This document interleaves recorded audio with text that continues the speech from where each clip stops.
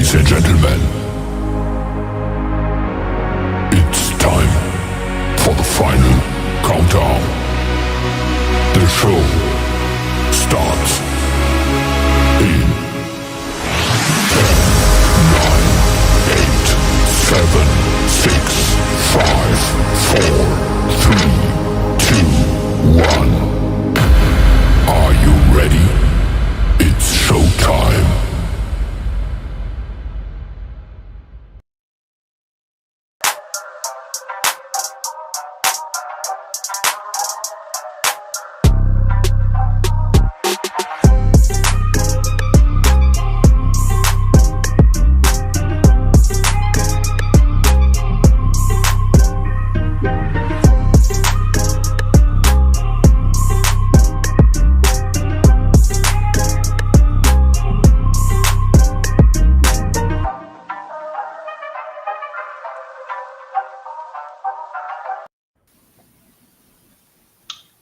Yo. Yo, What's going on, fellas? Sweetie, am I working? Can you hear me? Yeah, good now. Alright, guys. Welcome back to another night of Island Boys Football Talk. We're 6 weeks into the NFL season, so we're full throttle ahead. We got all three of the hosts in tonight. We got KJ representing the Philadelphia Eagles. Shane representing is back. He's representing the San Francisco 49ers, and I'm Shrita representing the Carolina Panthers football. So, streaming live off of our YouTube and Facebook platform, Island Boys Football Talk, as well as Twitter. The show will go up on Twitter shortly, but you can always like and subscribe to our page if you really all Eagles fans, Niners fans, Panthers fans, and NFL fans. Show your love and support by liking and subscribing. And if you want to take it a step further, we do have a Cash App -sign Island Boys Talk, so you can always show your love and support there as well. But like I said, show your support, like and subscribe to the page. It doesn't take long, and it's free. You'll be up to date on all of our shows, and who knows, you want to jump in, we can always come on the show as well and talk some football with us. So, like I said, we're in week 6. This is our week 6 wrap-up show. Of course, Shane played on Thursday, the Thursday night game against the Seattle Seahawks. They were victorious. Jizzle played Sunday 1 o'clock against the Browns. They were victorious, and then the Panthers played Falcons at 4:25 and just came up a little short. So we'll run through all of those, breakdown of each of the games, and then any other news and notes. I know we did have a couple trades today. We'll see what we think about them, but we'll go through the games and see how we're feeling after week 6. Niners 3-3. What's the Eagles? 3-3.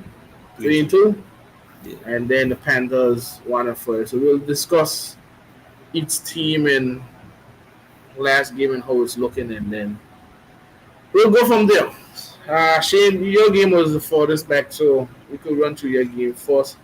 The Niners win against the Seahawks. You can take it over. Yeah, so not going too far back, but on Thursday night, Niners went to Seattle and played the Seattle Seahawks in fighting in a typical fashion throughout the season. Started off the game out the guns. My last thing, I think, by then was halftime. It was like 20-3. And then, like finding a fashion after halftime, mistakes, stopping football again, big kickoff returns for the game's gonna be the death of the 49ers this season. And then Seattle got the momentum and came back. It was 20-10. Then they scored a touchdown, 20-16. 49ers drive, got a couple penalties, fall behind the sticks. And next thing you know, you got a ball game right hand when the game should have been really a blowout. But that's been the San Francisco 49ers problem for the whole season. is holding leads and finishing games. Um, the good thing is that everybody else in the West kind of suffers too. But Seattle wasn't bad, but they lose before game. They lose 2 games in a row. Then they played us. They lost, the third game in the row. Some miraculous reason to find themselves still in first place in the NFC West Division at 23. So I think it's still in good shape. They went on to win the game against the Seattle Seahawks. Um, score should have been much more lopsided. It should have been at least 40-3, I think. I don't think the Seahawks should have scored a touchdown. Um, good game by Purdy, good game by Deebo Samuel. Bosa had a bad game. I think he has a record now for most pressures in a single game. I think it was 19 pressures or 14 pressures. I would like to check.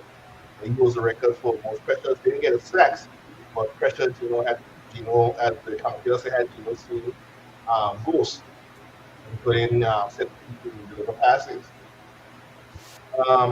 Ayuk still waiting on Ayuk to show up. He's starting to get back into the fold. I think he's starting to get back into the rhythm a little bit, but he's still not that money paid wide receiver that we had, and he's not putting the numbers that he put up last season. Christian McCaffrey is still out, looking to probably come back maybe after the bye. I don't think they're going to rush him back, especially how we got Jordan Mason rushing. Was the leading rusher in the NFL, and Derrick Henry started to take that position over right now, but he's the second leading rusher in the NFL. He did get banged up in that game. It's looking like he's going to be able to play against the Chiefs coming up on Sunday. Looks like he just had a sprained shoulder. He couldn't continue the game because he just couldn't run. He's a power runner. He can't run power running if you're not. So he didn't run. Guerrero came in, a rookie, and he filled the void. He came out of the game with 99 yards rushing, especially the last rush to seal the game. He ran on the field for, I think, 70-something yards and then slid right in front of the goal line. So allow us to go on some more time off the clock. Defense, we didn't have Career Sword using lots of DK Metcalf, but one thing I like about Thurston went to, you could say, locking up his, he let the cornerback travel and he put Lenore most of the time on DK, and Lenore did a good job holding up DK. Seattle truly doesn't have a number 2 wide receiver, even though they have, what's his name? Jigba. But just favors DK and he forced about to DK a couple times for fast breakups. And then again, like I always say, I'll tell anybody playing football, you playing against DK as big and as dominant, as physical he is, once you get the DK in him, he out of the game. The Lenore got in his head early in the game and DK gave up on him. He wasn't trying to go after the ball. There were some balls that you're so big, you should be able to body Lenore. Lenore's not a big corner, he's a small corner. You should be able to body jump. He doesn't try and wait for the balls to fall on his hands and give the defense opportunity to break up the play. They had 2 big plays, I think, that DK Metcalf could take advantage, but like I said, gave up on the 40 almost had, he had 3 touchdowns, for like 70-something, I think it's that. But he had a good game. Rushing game was good, run all up and down. Defensively was good, like I said, but the teams cost us the kickoff return, and then just covering on special teams on a whole is nothing different. I don't know what we can do there. I don't know how they're going to address that. But good win, needed that win. Put us back in the driver's seat for first place. Now it's a Super Bowl rematch coming up this week in San Fran against the undefeated Kansas City Chiefs. And you see how that game goes. I hopefully think that we come with a win against I don't even know. You don't even can't call them defeated. You can't call them not performing because they're 5-0. With what they have out there, they're still 5-0. So, well-coached team. We should start getting back a little bit. Every time I say we get back a little healthier, somebody else go down who found us battling some injuries that he is not being able to come back in. But the rookies are stepping up. And the problem is you're going up against a Patrick Mahomes who will start to eat them rookies alive. And Andy Reid, who could coach against these rookies, and then we're going to get Spags defense. So, let's see what happens. Let's see what happens going in there. But on the finance side, we're all up. Going in, motivation is back. We let go of the street boy, Terrace Marshall, cut him today. We signed a safety. I think Adrian Amos. Yes, can you send another kicker because Moody's out? He got injured the week before. He's gonna be out with I think it's a sprained calf or strained calf. And then the guy that we picked up, he had to make a tackle, another saving tackle. He got banged up, so don't he gonna be able to play next week. But we went and picked up another kicker, and we picked up a safety. Okay, I think Funka might be out longer than he thinks. And just filling voids right now. We got good depth. And you can see what happens. All right, before we get into the Chiefs game, I don't mean you watch it. Do you have any observations from it? I mean, it was a good what you call it? Good execution by the offense in that game. I think Purdy played pretty well in that game. He didn't put the ball in harm's way. Defense played pretty well to confusing, not really confusing, but picking off what his name is, Geno Smith. Geno Smith looked like he was flustered a little bit inside that pocket, and that's because of the pressure that Nick Bosa was bringing. I think Nick Bosa was a dominant force in that game from start to finish. I think mostly the whole defensive line was a dominant force from start to finish because I think it's Leonard Fly. On the other end, I think he got a sack too as well. He had a few pressures too. And I think Fred Warner got an interception too, right? In that game? No. Mm-mm. No, he had it. Bonzati had it. Right, yeah. But I mean, even though I think you were down a few, I think Tredavious White was in there. You're down a few cornerbacks, and I think some of the safety was out too as well. Yeah. I mean, but it's the simple fact that you had a pass rush. You didn't. The defensive back didn't have to hold on for too long in coverage, so it helped a whole lot. I think if they didn't have a pass rush, you just saw Metcalf and Telaki eat more, and this is the reason why that you gotta have a dominant pass rusher on a defensive line. It helps a whole lot.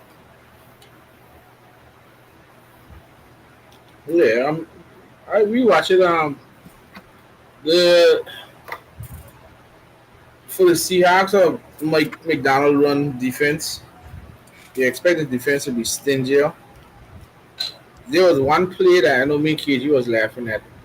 The one with Debo, I think, when he got the catch, I think it was a touchdown. Yeah. And we couldn't understand what the hell the safety was doing. Mm-hmm. And the safety just jump like you're in ballerina and pass out the ball, and Debo they feared They want to hit. It's like he was afraid to hit. like a flag, but he had ample time because the ball wasn't a hard thrown ball. It kind of little float, so he could have batted, he could have do something, but you could tell the 49ers was a more physical team. You don't see that from Mike McDonald, but again, Debo was heavily involved. I thought we see the thing about Jordan Mason. They know what type of running back he is, so even if he get injured, they're still able to put another running back in. It's he like McCaffrey that you reliant on him to catch it up in the backfield. You get a ball, he gonna pound the rock. So he got injured, you just put somebody else in to pound the rock. Simple as that. Which he been doing. So I mean, it was a good game. Like she and say, are you still finding the footing, trying to get back up? But yeah.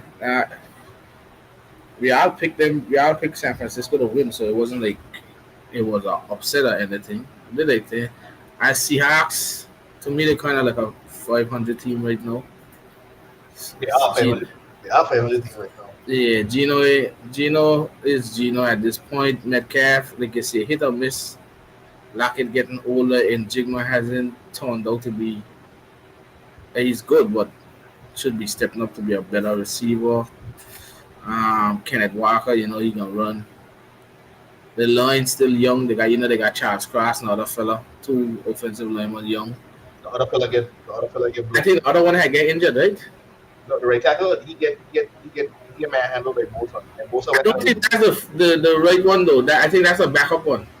Because you got Charles Cross, the left tackle. Yeah, he's a bad man. Right, and then they had another one that had draft. The same draft was the bookend, but the one that was in, the one that was in was the second string one, and he get absolutely abused of thing. It wasn't the one that was with Charles Cross. It's the other fellow, but he got abused. And again, as we always say, if you dominate the trenches, you more than likely win the game. As you can see when we talk about Carolina, there's a difference when you can't dominate the trench on the offensive side and the defensive side. We can't dominate the trench. You can lose the game, and you know how to rush some of throws. You couldn't get into a rhythm. That's what you expect out of the 49ers. Anyhow, so like she said, they got big tests against the Chiefs. You don't really know who the Chiefs. The Chiefs look like just a normal team, but as long as Mahomes back there, anything can happen. So we'll see what happens with that game on Sunday when we do our show. But we'll switch it over now to Jizzle.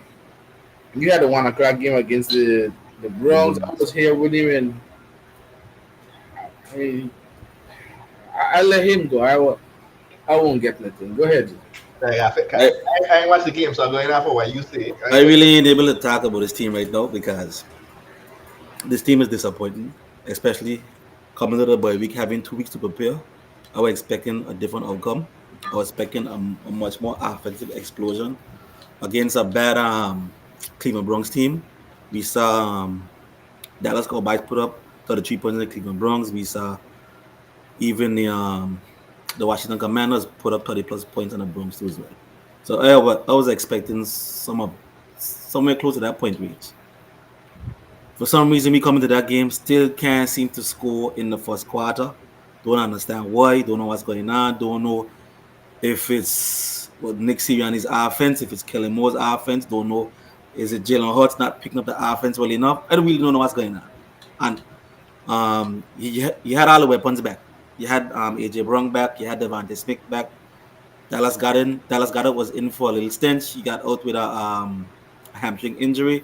But still, you still got Jahan Dotson. And you had Grant Calcaterra, who made a few big plays too as well. But I still can't understand why this team can't score in the first quarter. Is 5 games now? That's a concerning point. And I think it's because of the head coach. I think the head coach is kind of handcuffing the offensive coordinator right now, Kellen Moore, because a lot of analysts are saying that this is not Kellen Moore's offense. You've not seen a whole lot of motion. You've seen the same offense from last year. And to me, if I'm Jeffrey Lurie, I fire Nick Sirianni. Get rid of him. You had to do from last year. It's the same nonsense. He there fighting with the fans. What the hell are you fighting with the fans for? Leave the fans alone. Because them say fire Nick Sirianni? Fire your contest. You're doing a bunch of shit. It's impossible for you to come out in that game after sitting down for 2 weeks, preparing for 2 weeks, and then still score no points in the first quarter. Your offense was only able to score 20 points. 20 points against a struggling Cleveland Browns team. Yeah, Jalen Hurts looked okay because he had his weapons back. Of course he's going to look okay. On the defensive side, another thing on offense before going defense. When they're going to make Saquon the focal point of this offense? When you going to use him? I think the only time that they used Saquon as a focal point in the offense was the Green Bay game. I haven't seen it since.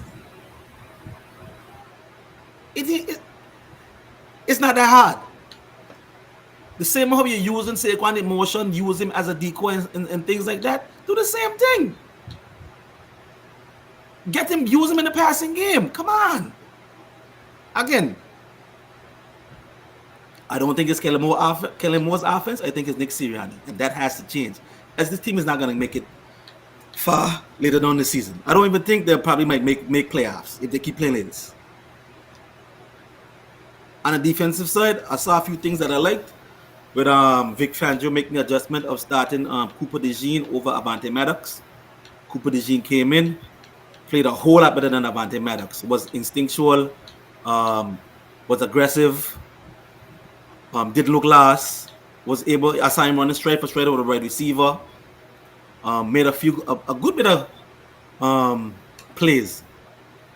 Also saw Jordan Davis sit on the bench a whole lot, which means that he's not playing that good. I mean, Moro Ojomo I think he was a late round draft pick, starting over a first round draft pick. That's concerning.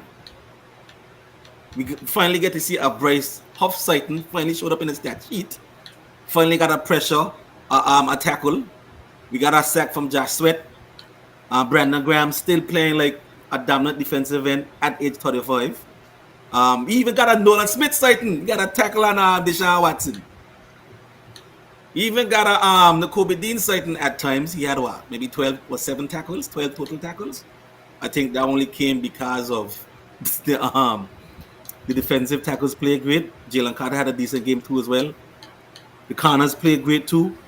Quenya Mitchell almost had an interception. The safeties played great. Chauncey Gardner-Johnson finally had a great game. Darius Slade came out. Isaiah Rogers stepped in, filled in, played good as well too. And also he got injured a little bit. And Kelly Ringo came in, made a big hit, and played good too as well.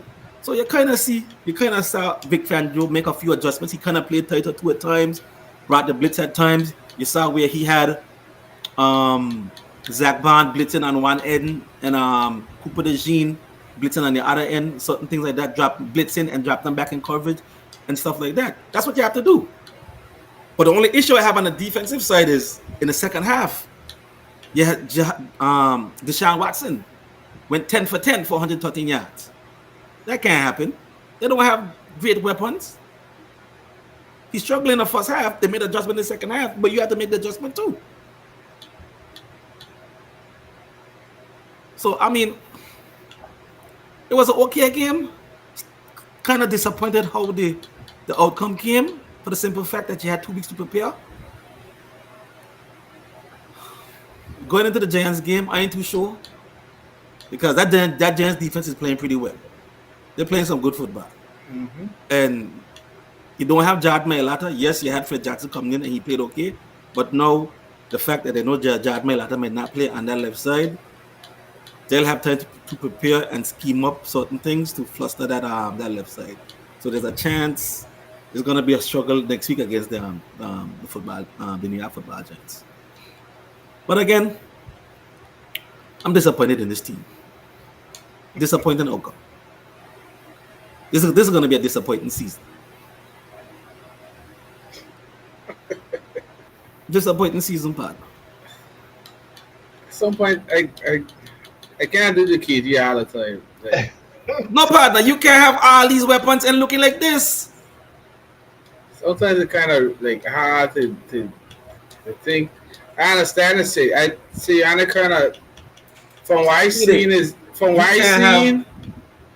Let me finish. From what I seen is, he don't have control over the. He just a head like. He don't have control as some persons think. They strip away he can. He's the head coach, but he don't really have that much control like back before. I don't think he should be there. I think this probably last year. I think people recognize that too. He probably recognized that as well. So they need to win the Super Bowl. I said it for last year. You tell me the owner and the GM couldn't see it? They got love for him. For fucking love. They got something with him by. No, the problem is the owner and GM want to have some type of say when it comes to football operations. That's the problem. They like to have that yes guy, and he can just say yes, yes, yes. That's the problem. Right. Until that change, the Eagles ain't winning no Super Bowl. They probably might even win a next NFC Championship game. They gotta stop there. This philosophy of bend but don't break, create big plays and limit big plays, that ain't gonna work. When you're playing against great offensive coordinators and great quarterbacks, they're gonna pick your defenses apart. The same thing as for your offense. The defense is gonna pick your offense apart. I agree. You gotta find ways to attack down the field, whether go from short to intermediate to deep, and using your running back. You got a weapon in Saquon. Make him the focal point of the offense. It ain't hard. Again, I can't understand why they always feel the need to throw the ball down the field. Again, the same thing I said, the philosophy, create big plays. I was trying to throw the ball down the field. Don't take the good road. Don't take the intermediate. Everything got to be Justin Field. I mean, just Jalen Hurts thinking he could throw the ball down the field. I You don't know how know. much routes that Parsons create inside that you can get plays and everything. Everything he trying to just throw down the field. You just don't throw down the field. Remember me, you were talking about with the Panthers. Yeah, you threaten the defense so you keep them honest. But you don't throw two, three straight balls way down the field and a jump ball thing Exactly. as if there's a. I can't understand if you orchestrate a play and they get. But no, he just going and seeing one on one. Okay, I got to try. You can't do that two straight, three straight offense. You're killing the offense. And the thing is, what his name? Kellen Moore, if you look back on the Cowboys and Chargers, he had good offensive schemes running. Right. They were good. They're a lot different now in, like you say, probably Sirianni got his hand in the pot.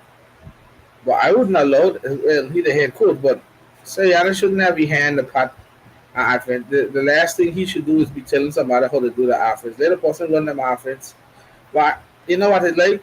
The Kellen Moore run the offense, he probably feel he has no value there. That's what it be. So he can put his hand in the pot still. So they can say that Cold Waller already know Sirianni. he has no value already. And that's the thing. It's like it was like the same thing about Salah. Salah was like absolutely no value there. No, because Aaron Rodgers there, he called the offense basically. Somebody could call the defense. So Salah being a head coach, he had no value. So Sirianni probably feel I ain't gonna later get to that point that I ain't got no value. I can still call the shots on offense and so Kellen Moore gotta do as I see. And then on the defensive side, Van Gogh would get at this point Van Gogh would be foolish if Sirianni telling him what to do. Because Van Gogh been in this thing such a long time. But like you said, the Eagles they put together good games. The game against the Saints, the defense stand up. But like you said, the offense was abysmal. Derek Carr gave you every chance to stay in the game and then end up Mhm. losing it when you finally decide to give Saquon the ball. I didn't Mhm. watch this game here or watch some of the highlights, but like you said, it's like the game just don't never look complete from Philadelphia. And a team that so well put together. I don't know if it's just me watching the game. It's like I feel the Eagles missing some of them. Not everybody, but like I think they're missing a Kelsey kind of not he as a player too, but like that kind of leadership. So like even on the defensive side, a big Cox was a big leader. He was a leader. I mean Graham's still there, but Graham Fletcher Cox was more of like a leader there, especially with what he name with the big boys Carter Carter and Davis. and Davis. You had them. Then you still had like Kazia White and them were some good leaders there to help the young fellas. Then even on the line, you know, you still had the Kelsey and I mean I know Lane Johnson playing right now or he injured. No, he played. He played. He played. So like I the thing is it's tricky for the Eagles, if you look at it because like you say, they ain't playing the best ball. And don't look at the Giants record and think anything of it. The Giants got elite defense and just can't That's a score. good football. Exactly. The Giants got elite defense. They just can't score the ball. And I don't understand why the Giants are just wasting defense. Try to get weapons, try to get something and help the defense, but Dan Jones is a problem over there. even like even if I got Daniel Jones, I know I got a problem. Then he try to be okay. Well, Malik Neighbors, he just injured. Okay, I can understand that. But you let Saquon go. Get somebody valuable that you could have as a running back to help take the load out. Devin Singletary ain't the answer. Tracy Porter, well, he's a rookie. Mm-hmm. But also to understand, okay, I draft Neighbors. I could still try. I could have brought in some type of like also another receiver to help take the load off of Neighbors that I don't have to give it to him, or even a tight end. You lose Darren Waller, which probably hurt. So then get somebody else to help. Like Darius Slayton, okay, I can't name nobody else as a skill position player. They got a one back. And what his name is back? His name now is pop up in fantasy. One day Robinson? One deal. Yeah, one day. One day he really gonna go there and check near the thing. Exactly. We know what neighbors could do, but Darius Slayton should be at least your third or fourth receiver. Help him, but I don't understand the Giants, but like as KG said, the Eagles, they've got a Giants defense here that just had stress on the Bengals and a Bengals team that has a high powered offense. Mm-hmm. So what are you gonna do now with Dwayne Barnes and them fellas coming there and rushing you off the edge? Jalen Hurts gonna have to run more. He mightn't get as much time to. Like, it just hot and like and as you see, if your defense don't play up the par, you might leave Daniel Jones figure around and get about 24 points, and then you lose the game 24-20, something like that. So I don't know. Like you say, I don't watch it as much as you do. Like I always check the stuff, but I know you're saying already. Like a team, like you say, you got no faith. You don't have much faith in them right now. So what you can really say right now? Like you confident for the Giants? You ain't confident for the Giants game. I'm confident for that game neither. The chance they could lose that game. That divisional game too. They could lose that game. I think if the Giants had neighbors this week, they would have won that game. Yeah, that's my thing. But I wouldn't even think of Malik Neighbor because if them fellas on the line don't get pressure, you know Daniel Jones will still get his 46-yard throws, and so if you keep leaving him do that, if them can't bring the pressure, then I think the Giants they lose Andrew Thomas and left tackle for the season. Mm-hmm. He get injured in the Bengals game, so that's a big hurt for them. But the Eagles don't really generate pressure like before. You always hear KG cussing them fellas saying, but the fellas can't generate no kind of pressure. Can't. So and go back to like you said earlier when you were asking about surrounding, he was like it's taking so long to see about him. Like last year, I think when you were having those shows and things when you start off the season, you know, I keep telling KG, I only looking at the same Eagles that I look like the year before, so 2 years ago, and they add more weapons. And to me, it looked like Sonny don't know what to do with these weapons. He ain't calling a complete game. Like KG said, you got Saquon Barkley. You Saquon Barkley set the piece, and then you can take advantage of everything else over the top with Hutz. But going back to what you say, like, and I think this was Hutz calling the whole time. I don't know if it's Hutz or it's a big calling, but he just like to go deep for no reason. There's no reason to go deep, calling 2, calling 4. Get a first down, move the chain, then move up the thing. When you see a shot, take a shot, but you don't go deep a lot. I don't know if that's coaching. I don't know if that's Hutz. I don't know if that's design. I don't know. You were bad. Stars to me just don't make sense. And I watch a lot of the games this year with the Eagles. Like I can do it now that most of my business travels over now, so I can start to watch the games more often now. But when you look at the teams that have all the weapons and they putting up mustering limited points, when you say, you know, you watch the Cowboys put up 20 some points on the run, and then you just want to put up 20 to 16, almost lose the game. You gotta start thinking all the time. But shit, you know what I'm saying? Like, really? They only put up 30 points one time this season, and that was week 1. One time this season, and that was week 1 against the Packers. I think right now they're averaging 80 points a game. Yeah. That's horrible for the type of team that they are right now, the type of offense and the skill position players that they have right now. Where's AJ Brown? AJ Brown getting catches in the yards. He had a touchdown too. I mean, he's a dominant force. You can't stop that. But again, instead of just AJ Brown, whatever happened to using Jahan Dotson? You know what I mean? I mean, Devontae Smith too. He's gonna get his own. But it's also using these other weapons that you have and get them incorporated inside of that offense. You should get Saquon Barkley going Ollie. You get him going Ollie, it's gonna open up a whole lot more for the offense. I don't know. I don't think so. I know what I think. I don't know. I don't think you know what I think. And I don't know if it's Jalen Hurts not being able to pick up the offense, Kellen Moore. I'm not sure if it's that, for the simple fact that it's a new offense. This is his 4th, 5th offensive coordinator again. can't really make that as an excuse. Nah, You had a whole training no. camp and a whole No, you had exactly. OTAs too at the same time. You're a veteran, you're a rookie. But you know what I mean? So I can't put my finger fully on it. Everybody's saying this offense is not Killmore's offense. Killmore's offense is more motion centric and things like that. You're not seeing a whole lot of that. You've seen some of it. So I mean, I don't know. But we'll see. We'll see. Time will tell. Yeah. I mean,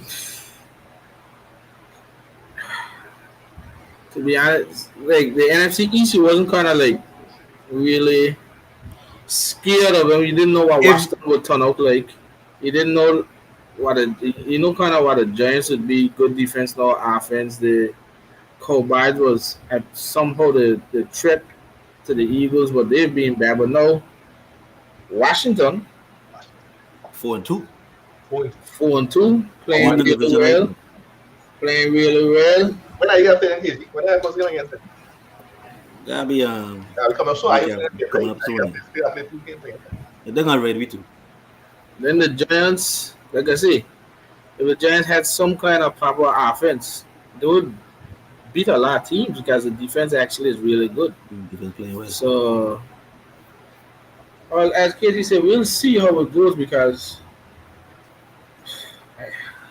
say it's hard to evaluate the Eagles when your first thing coming up with is Sirianni. And then he antics Sunday ain't going over well within the building. So it's like I don't know. From a playing standpoint, as Katie said, they had a battle without the receivers. Tampa Bay just steamroller. I mean, you got him back after the boy. You take the victory how it is, and then you just move on to next week. Who your game is Giants next week. against the Giants next week? So see And what happens. if they struggle, you gotta fire that guy and just make Kellen Moore the head coach. You got to. I end up them firing after the division. Yeah, because they're stupid. Jeffrey Leonard was made just 2 dunts. Alright. 2 dunts. Well, so we'll see how it goes on Sunday. Then again, next week show could tell you a lot about how the Giants, how we feel about the Eagles as the season goes on. So we'll see. We'll see how it goes. All right, we switch over to Carolina. You know, it was a game for most of the day until the fourth quarter. Come down to about 5 minutes in the fourth quarter. We did start out strong. Chuba Hubbard, Deontay Johnson in the touchdown in the end zone. And for the most part, the game was how you'd expect that Atlanta was just driving and scoring, and Carolina had to keep up with them. There was one point that the score went to 21-10, and we had a minute and 20 seconds left, no timeouts in. Dalton was surprisingly really good with the receivers, and we got a touchdown. I think it was 17-21, I think. And then in the second half, we stopped them to a few field goals, and we were down 1 score into the fourth quarter and driving the ball, running the ball effectively, punishing them. And Dalton decided that Ian Thomas is the greatest receiver on guards out against AJ Terrell, and threw across the road, and Terrell picked him off, and Ian Thomas said, well, I had a few steps on him. I didn't expect him to catch me up so fast. Bullshit, you got to be the worst tight end in the league. And I was at that point there, I couldn't understand what Dalton was thinking. 1, 2, we running the ball effectively, run it down the gut, and then from there the game was over because Atlanta's one of the few good, really, really, really good teams on the ground. Punish you with Algier and Bijan, and again, it goes back to what we've been talking about. The Panthers gotta be close to perfect on offense all the time to stay in games because the level of mediocrity the defense is right now is horrendous. And again, if we got third stringers starting and playing 60, 70 snaps, third stringers, you know you're in for a long day. And that's exactly what it is. No Derek Brown, no Joseph Joel, no Shaq Thompson, no Jordan Fuller.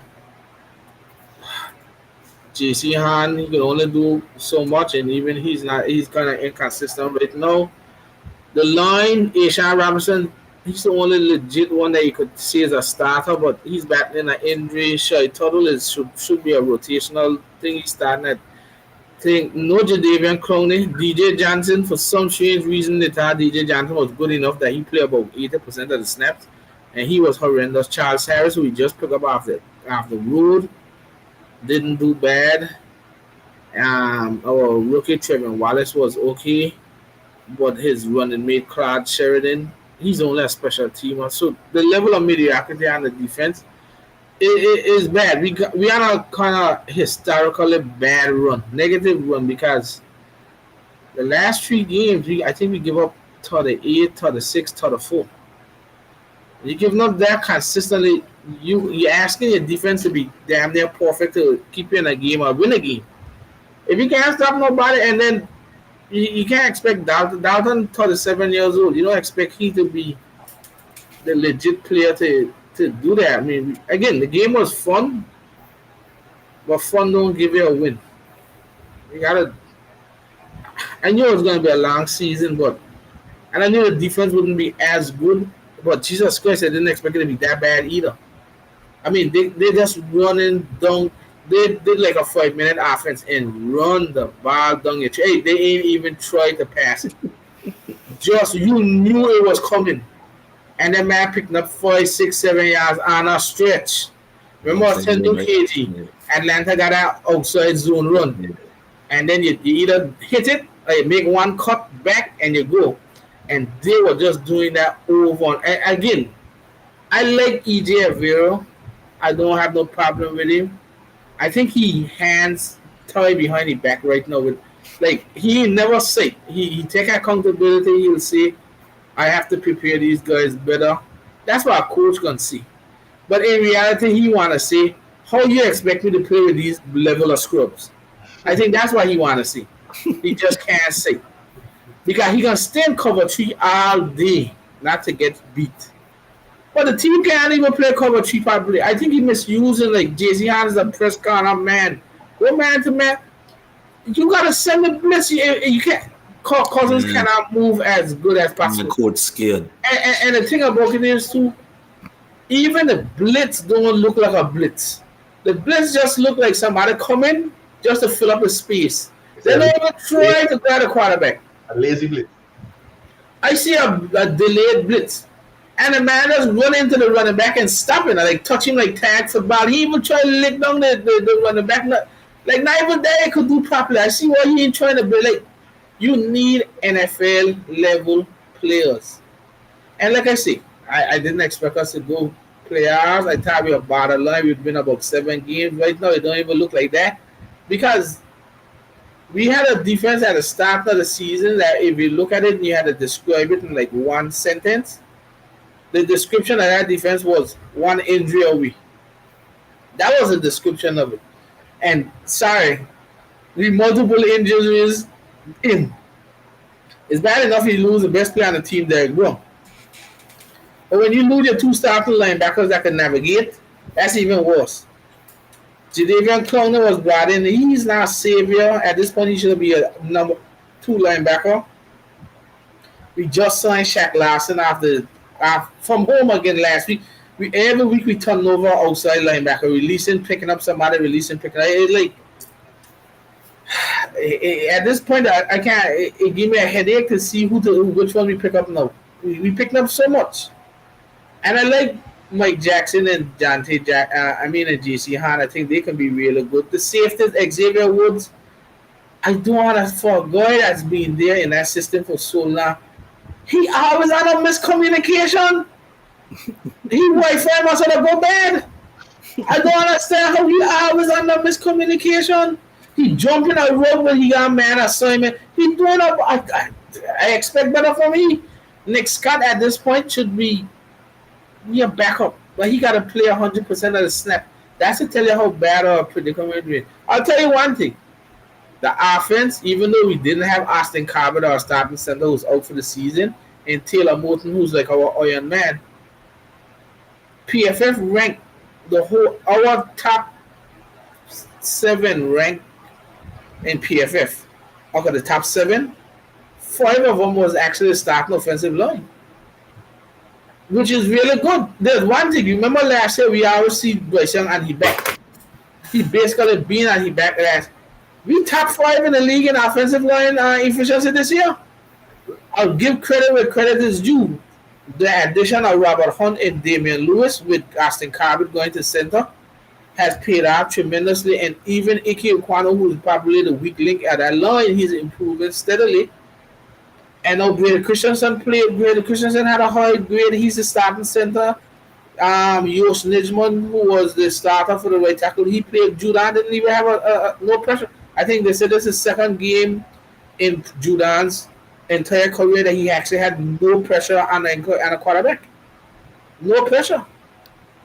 So the fact that the line is there, I'll tell you one thing, Chuba Howard is a real dog. Chuba Howard is the focal point. He had a good game. There is talk that, remember, he's a free agent at the end of the season. You got Jonathan Brooks waiting in the wings. It looks like if they get an offer for Chuba Howard that's good, they'll trade him. I don't know if you're gonna waste your money and re-sign him back. That's the problem.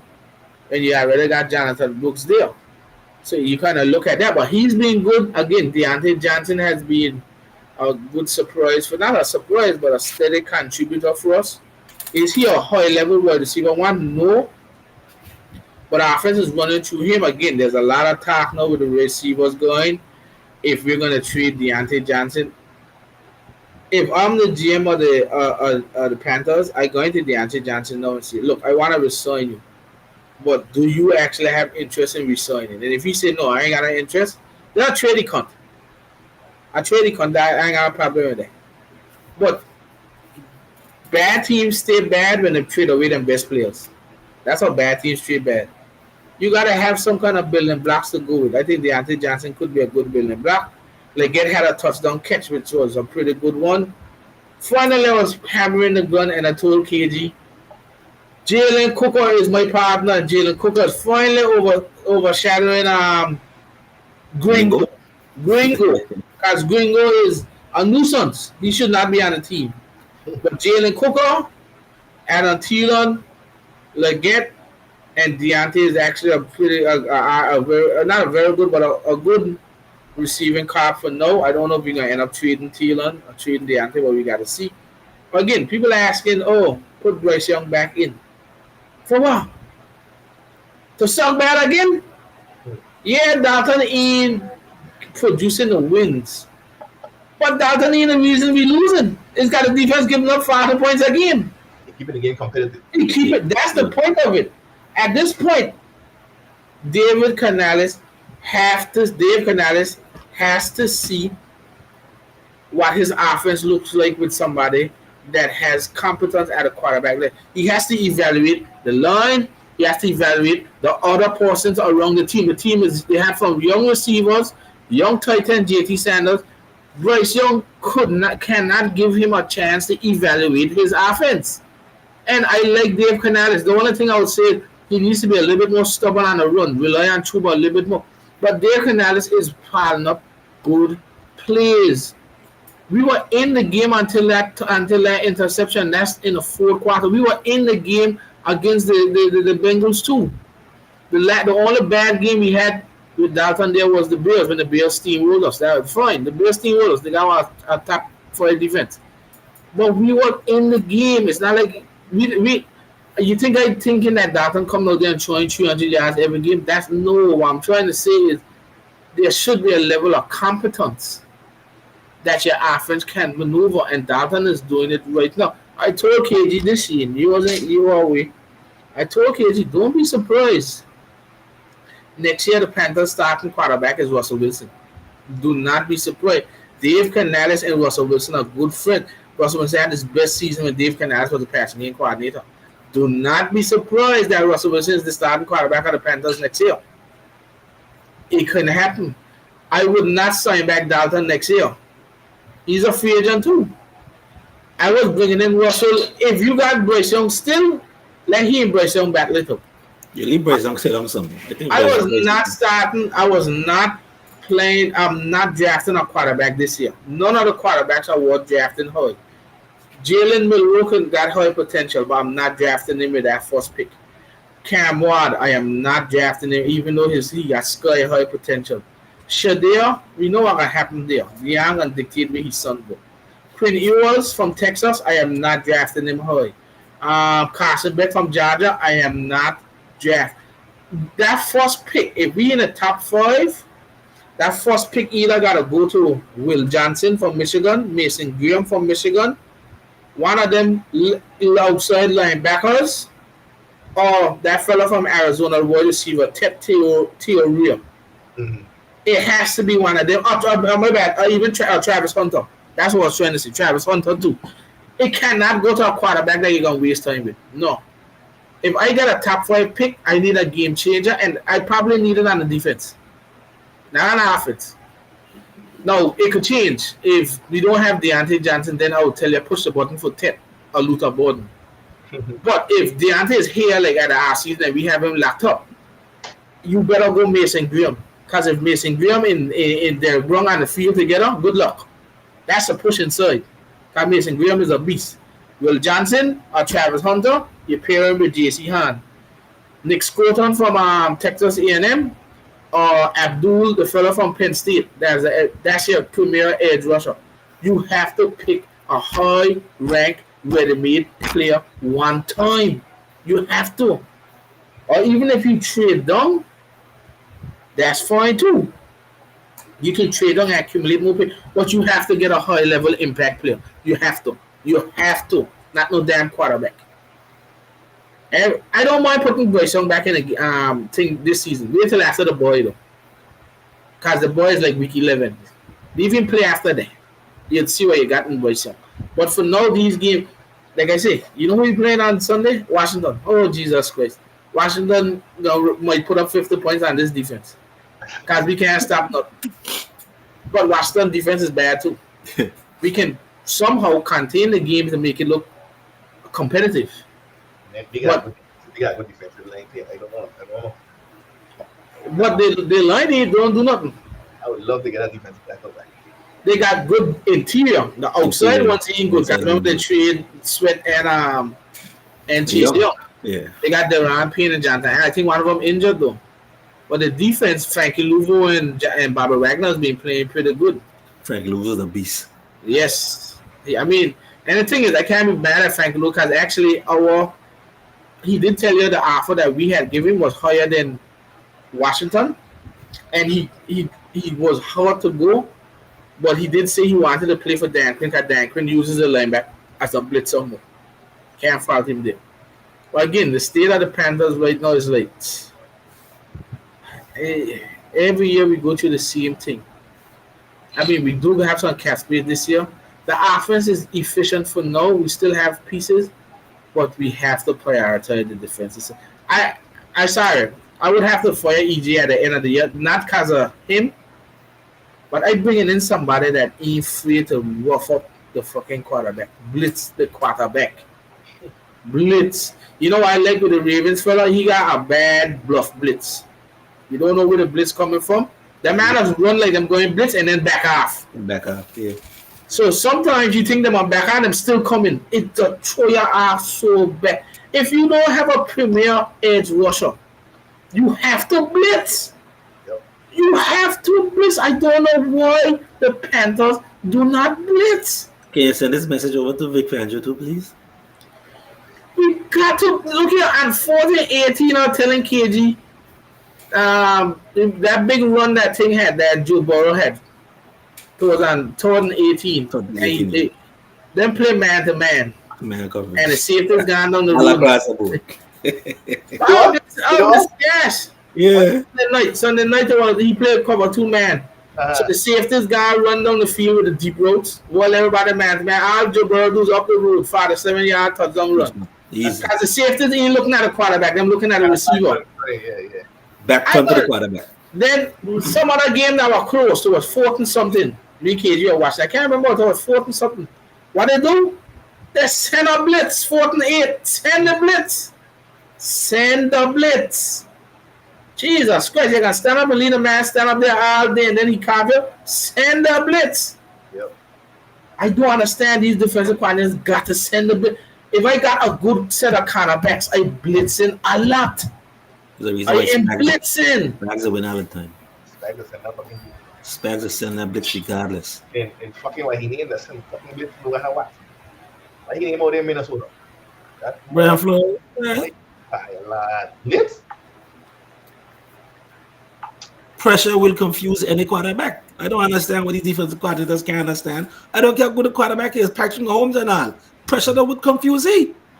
That's my problem. We at this Panthers playing on like lifelines, and you can't play like that. You gotta play and show up. Play all out. I think it's just continue Patrick. But yeah, I agree. You guys send the blitz at some time. Like, we do the same thing like we do. But Sorensen starting to send the blitz now too. Sending Fred on a blitz. Sending Campbell on a blitz and thing.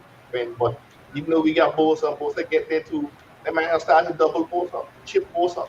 Running back dedicated. If you got the lineman and the running back dedicated to Bosa on a regular rush, and you send a blitz, you're done a man.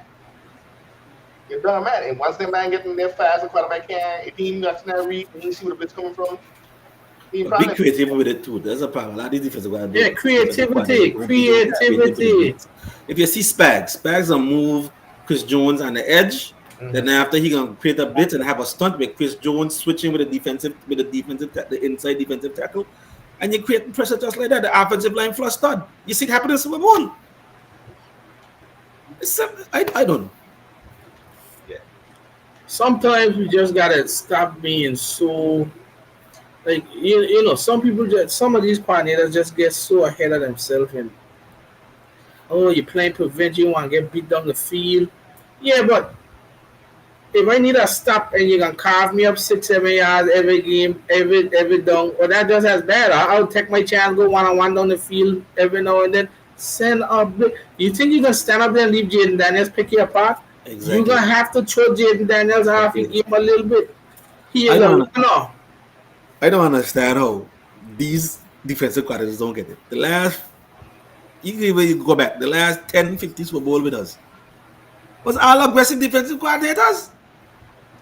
I mean, yeah, we win one, but what? Bowles, Belichick, and what his name is? Spags. All aggressive defensive coordinators. You know who the game was, Jizzle? We were watching. It was Tampa Bay, New Orleans. Yeah, Spencer Rattler in the game. That's just Bowles the blitz. You know what Spencer Rattler doing? Our Bowles doing roughing the ass up, sending out the blitz. He ain't gonna stand up there and get comfortable. And you know what? Bowles always got a little smoke on his face there. That's what you gotta look at. You cannot just go there and have the man stand up, get comfortable, and make it throws. Chris Olave out the game. He realistically only gonna throw that ball to the running back Kamara, because he got to get down the field. Let's see, rough him up. It's common sense. We got to use our head as coordinator. Jaden Daniels will pick you apart. You do not want that. So come on, we got to do something. But we'll see what happens this week. I expect changes to the Panthers, but we'll have to see what happens as time goes on. So we'll see what happens. Yeah. Huh? Commanders. So we need to see what's going to happen as time goes on. So we'll see. So, all right. Well, that's it for the review of it. I know we'll go to the previews on Saturday or the shows. We always show the on Saturday with the preview of the games. Just a few notes around. Of course, we had the big trades. Amari Cooper going to the Bills and Devontae going to the Jets. I mean, I really didn't care about it. I know if you guys want to comment on it. Good moves for them. So I don't, but both teams. It'll help out the two of them. I think that Amari Cooper trade will be more beneficial to Josh Allen. Yeah, I think that my Cooper trade can pan out more to Buffalo needed a receiver. They're more establishing the run game. and then need a receiver. No, they still got Josh Allen who can do the trick quarterback. I think they got He playing lights out this year, boy. Yes. He playing lights out this year. So You know who ain't playing lights out? The Jets kicker. Because I really don't understand how hard it is to just kick the ball to the no kicker last night was playing legs out last night. No, but he was even worse. And he's actually the home team, so he should have at least had some kind of dignity to know that how to kick it. He kicked the Jets out of the victory, so he gotta take that. Them need cut him. But I mean, like I say, it's boosted them. The Jets got good defense. The offense ain't really been in sync. You know, that's an Aaron Rodgers move right there to get Devontae back there. Because no, it could take the pressure off of Garrett Wilson, Devontae. You might think you had come on, man. You know what I'm saying? You got Gary Wilson, you got Lizard, you got Mike Williams too. Come on, man. Remember, they still got a fella too, from Western Kentucky, Malachi Corley, the rookie that is actually a very good yards after catch. But you know Aaron Rodgers. You know Aaron Rodgers wanted Huey. So you see you want Adam Jones up there too. You know he wanted Huey, so he got it. He got no excuse now. Because all of a sudden, he is playing trash ball. He and the line is trash. Because the line he can't move up and down like before. The line just getting killed left, right, and center. But the Teron Smith, he got abused last night. He the All-Pro left tackle he was before. He close to 40. Yeah, he can't be a linchpin left tackle right now. So again, we'll see what happens once. We'll see what happens as the week goes. Because again, he was injured. Now all of a sudden he's good to go for things. So we actually know that already. He just wasn't playing. And then Amari Cooper should be happy now that he's playing for something. Because the Jets, bad as the Panthers situation, I think the Jets, they are always just as bad as any other bad team. So I'm not the Jets, the Bronx. The Bronx just as bad as everything. So we'll see. All right, that brings us to the end of our show. Like I say, keep liking and subscribing to our page. The shows it'll always be there. It'll be on Instagram and not Instagram. It'll be on YouTube and Twitter. Again, show your love and support by liking and subscribing to our page, so you can always be up to date on our live content. Our next show is Saturday. Hopefully, we do our preview show, a quick show just detailing injuries and what we think is going to happen. And then, Tuesday is our big recap show. So anyone that does watch the show and wants to join and talk some football, just send us a DM on Twitter and we can always help set you up to get in again. I got a friend from Texas. He says he wants to jump on the show one of these weeks once they start out his job. He's a big Ravens fan. Oh, just gonna say, we'll be no damn Cowboys fan. Nah, he's a Ravens fan. He from BMO.